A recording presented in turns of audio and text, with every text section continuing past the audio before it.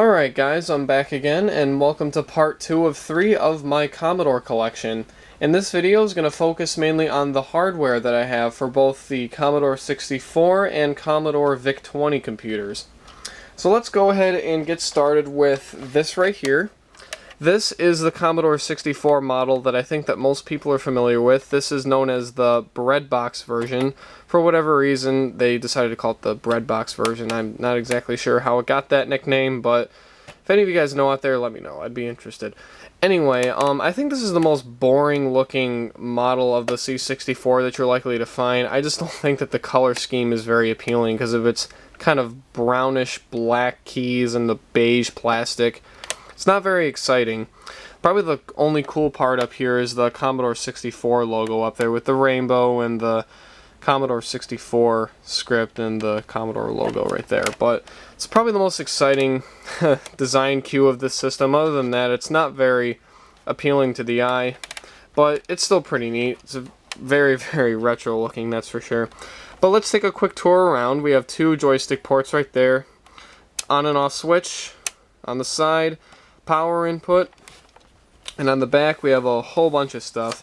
We have the cartridge connector right there for some software applications that came on cartridges, the RF plug, monitor plug, disk drive plug. This is for the cassette deck. You plug it into there. And for right here is other expansion type accessories like for printers, for modems, other things like that that a third-party company might want to make. They go into there.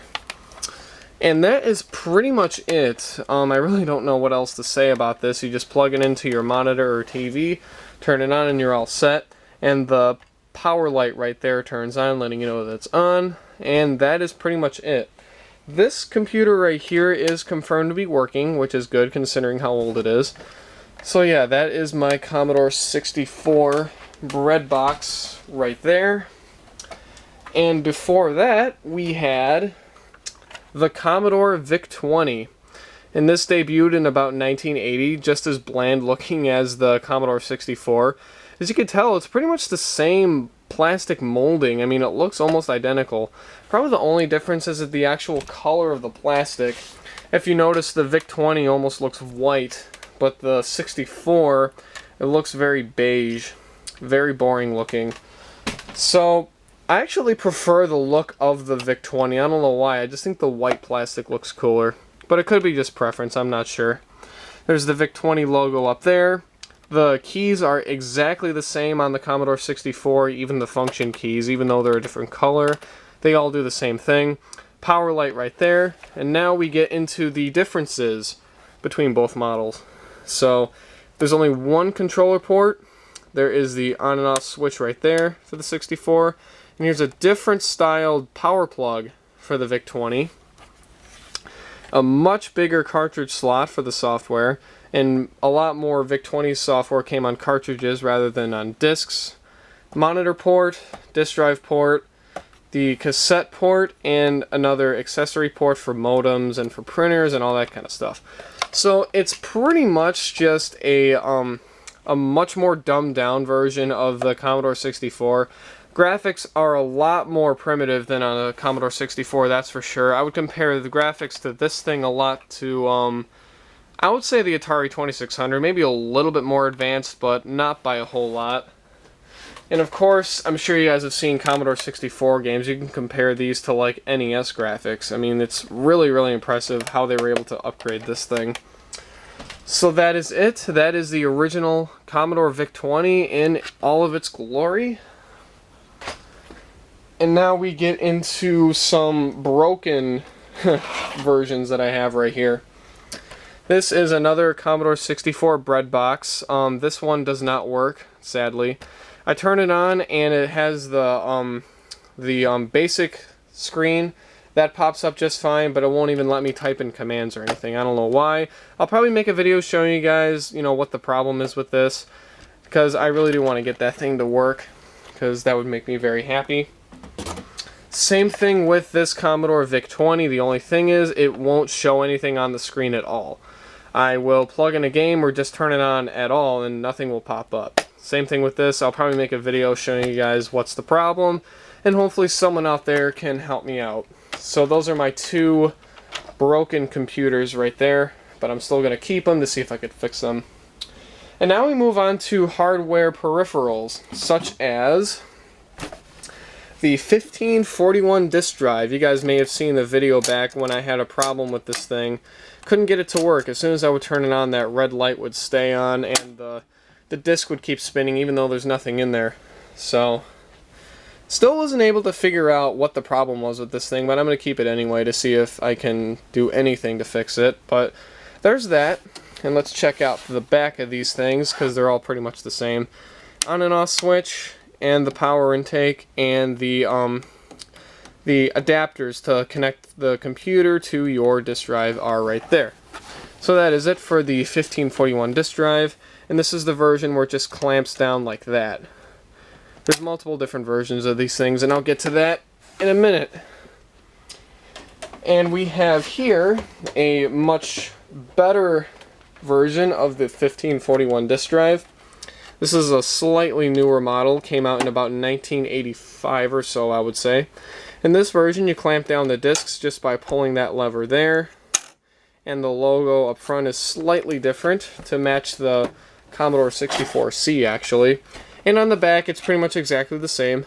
Power switch, power input, and the cables to connect it to your Commodore 64 or 64C, depending on what you're using. And as far as I know, you can use more than one disk drive for those machines, so I'm not exactly sure what software would take advantage of that, but it's still worth mentioning nevertheless.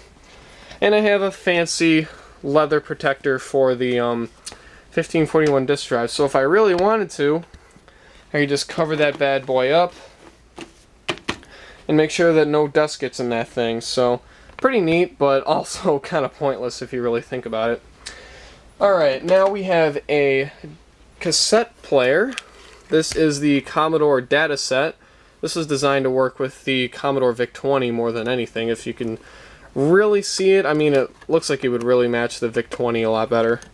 Looks just like a regular cassette player, but a lot of software came on here. And you plug it into the Commodore 64 or VIC-20 using this thing. It's the exact same plug on both computers, and there's not much to say. It looks just like a standard, you know, cassette player with the Commodore logo slapped on it. So yeah, that's pretty much that. And now we get into one more accessory, which I have no idea if this works or not. This is the Commodore 64 1520 plotter. This is a kind of printer, but it's meant for more like graphic arts type stuff. I have no idea if it works. I don't know if I even have any software that works with it, but yeah, that's pretty much all I can really say about that. There's the power switch, power input, and the cable to connect it to your computer. So yeah, that is it for the Commodore 1520 plotter, and that is it for my Commodore hardware. And I have one more thing to show you guys, and that is my Commodore 64/VIC-20 setup. So hold on guys, I'm going to move the camera and show you guys how I set up all of my Commodore stuff. Alright, so here is my Commodore setup, and I have a bunch of things hooked up to this Commodore monitor here. This is the 1702 version, the video monitor, model 1702. The Commodore logo there, and all the knobs to change your video settings, all of that good stuff. And here's another breadbox version of the Commodore 64. This one actually works, and it's got a nice dust cover on it, which is pretty cool to protect the keys from getting any more dusty. Function keys and all that, just like any other Commodore 64 that you'll find out there. Here's another version of the Commodore dataset. This one is designed to work more with the C64. It matches a lot better with it. And I have that plugged in to the computer there. And here is another version of the 1541 disk drive, and this one has a clamp on it like so. And it's still got the classic design with the rainbow and the Commodore logo and all that kind of stuff. And I do have a joystick, just happened to be plugged in there. So real quickly guys, I'm going to turn this thing on and show you guys this thing in action. So I'm going to move the camera once again, and I'm going to show you guys my Commodore 64 in action. Okay, so now let's fire this bad boy on, shall we? So let's go ahead and turn on the monitor, the 1541 disk drive there, and now the computer itself. Let's flip it on. And there is the home screen for the Commodore 64. And just to demonstrate, I'm going to go ahead and pop in a bootleg copy of Miner 2049er. So let's go ahead and insert that into the disk drive there. Clamp it down. So load, asterisk, comma 8, comma 1, return. Alright, type run. And there we go. Use joy port number 1. So I'm going to go ahead and plug in my gem stick right here into controller port number 1. It's going to take a minute to boot up the game.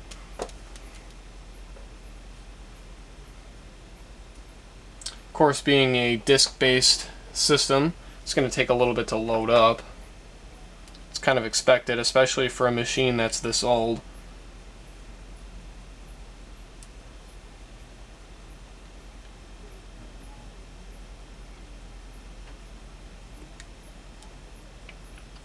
There we go.